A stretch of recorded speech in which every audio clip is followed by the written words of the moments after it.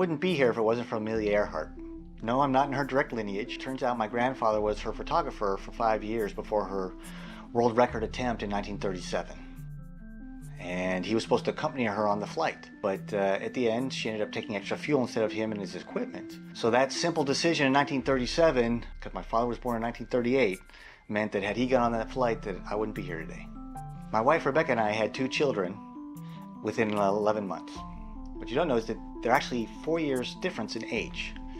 As my wife likes to say, one was hand-picked and one was homegrown. We got to experience the wonderful miracle of adoption of our son Wyatt from Ukraine, and then the miracle of pregnancy and the birth of our daughter Abigail 11 months later.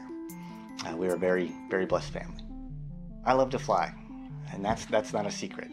I'm kind of like the kid who went to the air show and says, "Daddy, Daddy, when I grow up I want to be a pilot." His dad looks at his son and says, "I'm sorry, son, you can't do both.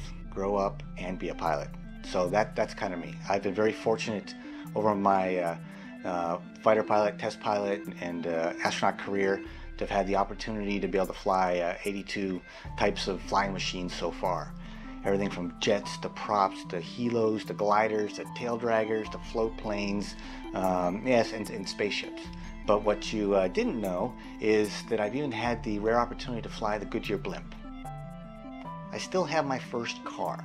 After my freshman year at the Citadel in Charleston, South Carolina, I came back to Southern California and purchased a 1966 Ford Mustang, which I've restored over the years. It's been a labor of love, and I would drive that cross-country with my grandfather back to college for the remaining years of school. She's got 250,000 miles on her now and still runs like a top. And just last month in June, we celebrated our 31st anniversary. Beneath the crusty exterior of this old Marine colonel lies the heart of a hopeless romantic when it comes to my wife. She's the most amazing woman on or off the planet. And to show my love for her, I suggested that we have our wedding in a Scottish castle, and so we did. And in good Marine Corps fashion, we decided to have a piper at the wedding ceremonies. And then we wisely decided that the piper was the only one that had the legs to wear a kilt at the wedding.